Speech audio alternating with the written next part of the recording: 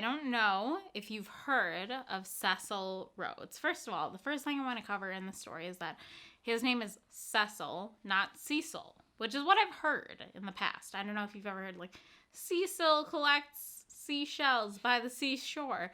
His name is Cecil, okay? He's from Hertfordshire, England, which I can't do an accent for. All right? He was born into a, like, I hesitate to say middle-class family because I don't think this dude worried about money, like, a day in his life, right? But he was, like, the middle class of the upper class, right? So, like, there were people richer than him, but, like, there were also, like, a lot of people poorer than him, all right? So he had, like, 10 siblings, 9 siblings, all in, like, the 1800s.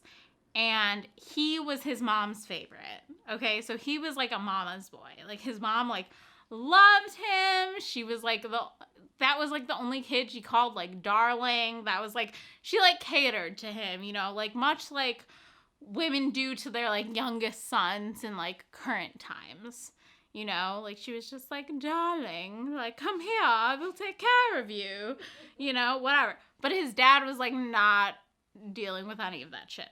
So Mr. Rhodes, who was, like, a very prominent preacher at the time, was like, no, we have to harden you up. You are not going to stay here in Hertfordshire. You're going to go to South Africa. And so he sent his youngest son, or his middle son, Cecil Rhodes. Cecil says seashells by the seashore. Cecil to South Africa to colonize South Africa. And so Cecil colonized South Africa. And when he did, he made a colony called Rhodesia, which I believe it's still called Rhodesia, like, right now, like, in 2021, which is, again, you know, that's not great. So Cecil goes, he's trying to, like, prove his worth or whatever. While Cecil is there, he finds this new and upcoming industry of diamonds. Prior to this, nobody's using diamonds in engagement rings. Like, diamonds are not a priority. They're not, like, something that's, like, lusted after. Like, no little girl is waking up being like, oh my God, I wish I had a diamond. Oh, when I grew up, I want a diamond ring. You know, like, nobody is thinking like that, okay? But Cecil is like, oh my God, there's this, like, unturned land full of diamonds, and I can capitalize it because I'm a rich white person, okay? And his parents will just send him money, like, whenever. Like, he has unending wealth, okay? He's not, like, concerned about, like, oh, my money is gonna run out. Like, his money's not gonna run out. So Cecil goes, and he goes to South Africa. He's there. He just keeps touring different, like, diamond mines and keeps buying all of the diamond mines so he can have all of the diamonds, because his idea is, like, if I control this one industry, then I can be the one who decides, like, you know, how much diamonds are worth. And I can tell people how much to pay for diamonds. And I can tell people how many, like, diamonds are out there, you know? Like, if there's 5 diamonds or if there's 500 diamonds, like, they won't know because I have all of them and I'm only telling them, like, so much information. He is out here buying, like, 90% of the world's, like, mined diamonds. Once he does that, he's able to control the supply of diamonds. So he even goes as far as to merge with other companies who own diamonds, just so he can say how many diamonds are on the market for consumers to buy at a time. Because what he wants is he's bought something that's basically, like, I don't want to say worthless, but he's bought something that's not like a need, you know, and made it into a need by saying, like, this is something that's really great and there's only, like, such and such available of them, you know? Because prior to this, you know, emeralds, sapphires, all these other, like, really beautiful gemstones are what are being used in engagement rings. like, you know, if you look pre, like, 1800s, nobody's, like, out here, like, using a bunch of diamonds in their engagement rings. It is a marketing ploy so he can make money. It is not, like, it is not a fact. It is something he has made up that has emotional value attached to it, if that makes sense. So Cecil Rhodes goes and he buys all of these diamonds, and he has 90% of the world's diamonds. Then the World War hits, and during war, like, surprise, like, nobody wants to buy diamonds because they're all broke and all of their husbands are at war and, like, nobody has any money. Okay? So, I mean, you know what it's like to be broke. Like, when you have money, you're not out here like, oh, let me go, like, buy a Birkin bag. Like, no. Like, you're not out, you're like, let me go buy some, like, bread. You know? Like, nobody's out here trying to buy luxury goods. You're trying to sell the things that you have that, like, might be luxury. And Cecil's, like, freaking out because he has all of these, like, luxury goods that he's, like, made up. It's all fictional, that he's made people think are, like, his super, like, valuable things. So, you know, like, flash forward, I'm just gonna flash forward, like, 30, 40 years. It's 1945, okay? When the world ends, I'm gonna laugh at that one because that was ridiculous. The world ends in 2020, baby, not 1940. When the world war ends, okay? Close to the world war ending, it's 1945.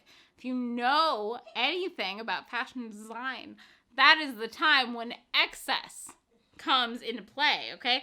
Everybody wants excessiveness. You look at Dior, new look, excessive skirts, excessive fabric, excessive tulle. This is our time. This is our time. Prior to this, there were literal restrictions on how much fabric you could use, how much material you could use, because everything was going to war. And if you know anything about diamonds and stones, like, diamonds, because they are the hardest substance in existence, were going towards manufacturing weapons. They were put onto wheels to manufacture weapons. They were not being put onto engagement rings because nobody needed an engagement ring with diamonds because everybody was going to war, you know? So, war ends, okay? Now everybody's home. Everybody's, I don't know if you'd say chilling, but, like, they're not, like, in a war. You know, negotiations are being made.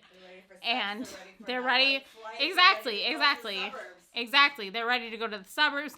They're ready to live this middle class life. They're ready to just be, you know, normal. Now that they're not focused on other things, it's like, let's go, baby. Because now, like, you know, having excess is symbolic of wealth. It's no longer, like, patriotic to be, like, cutting back on what you have or what you don't have. Now it's like you need to have more and more and more. So Cecil had founded a company called De Beers. De Beers comes about way earlier in the late 1800s, but throughout, you know, the times of, like, the late 1800s and between then and 1949, they've acquired other companies who also owned diamonds. So by the time the World War II ends, they've acquired all these other companies, and they own literally 90% of the world's diamonds. So any diamond, you walk into a Zales, you walk into a Mary Kay, you walk into Macy's, all those diamonds are from De Beers. I mean, I don't know about in 2020, but, like, then. So, like, then all of those diamonds are from De Beers. So they used a marketing company. And, you know, in the 30s and 40s, marketing companies, like, contrary to popular belief, when they were marketing to women, they used women advertisers. Like, they employed women to make these advertisements. So they employ these white women to advertise their diamonds, and they tell them, you know, like, we really want to sell these diamonds. We have all of these diamonds. We just need you to get people to want diamonds. And so these two women come up with the most famous campaign slogan ever. Like, you know, forget Don Draper, forget Mad Men. Like, this is it. Like, no matter what they told you, like, this is it. Diamonds are forever. We have all heard it. You know, we have heard it through Kanye. We've heard it through old songs. We have heard it through everything. You know, we've even heard it through, you know, in that Marilyn Monroe song, which is like, diamonds, diamonds, you know, whatever. I'm a girl's best friend. You know, do you feel that way? I don't feel that way. But a lot of people did, because that's what was being advertised to them, was that they said diamonds are forever. And not only was there a marketing team, there was a product placement team, which in my mind is just genius. So, you know, you look at any old movie, you look at Gentlemen Prefer Blondes, you look at, you know, anything with Marilyn Monroe in it, you look at anything with, oh my God, The Way We Were. You look at so many old movies and there are diamonds present. And that is because they had been paid to wear them. They were been paid to wear them. They had been paid to talk about their prominence. It's the same thing that, you know, actors do with Microsoft, with Zara, with like whoever today. You know, it's not about the actual quality of the diamond. It's about like the brand and what they were being paid to represent. So, I mean, they made this viral, I mean, not viral because there wasn't internet, but like they made, you know what I mean, like paper viral. They made this marketing campaign that was basically just like, you need to have a diamond. And if you're sitting at, like, if it's 1950 and you're sitting at home and you're like, oh my God, like, Beau hasn't bought me a diamond yet. Like, what am I gonna do? Like, Beau has to buy you a diamond, you know? And once Beau does buy you a diamond that's worth 2 months of his salary, you're gonna marry him. And that's all there is to it. And then you're gonna be married for like 50 years. And then your kid is gonna take the diamond from your ring and make a new ring with it, you know? So, I mean, it's like kind of cool, but it's also like kind of messed up because it all came from this one imperialist dude who just like wanted to impress his mom. You know, if you really like think about it, like it is kind of messed up. But the sentiment behind it is actually really nice. You know, because like if you were to go to your fiance with like, I don't know, a cubic zirconia from Claire's or like a rhinestone, like, you know, depending on who your fiance is, like she's probably not going to be that into that. But a diamond is symbolic of like, I worked, you know, 2 months' salary to pay for this. I worked to pay for this for you because I love you and I want to show the world like how much I love you. And I think that like that still has something to it. I don't think that it necessarily like needs to be a diamond. I think you can still, you know, work for 2 months to pay for like a sapphire or a tourmaline or whatever and still get your fiance like something phenomenal, you know, depending on like their aesthetic and their personality. But like there is something to it. I don't think Cecil was like completely off as much as, you know, a mama's boy as he may have been. So yeah, I mean, I'm definitely not like against diamonds and engagement rings. I think that I am just kind of like pro whatever your fiance wants. And here's the history of diamonds in addition to that. So, cheers.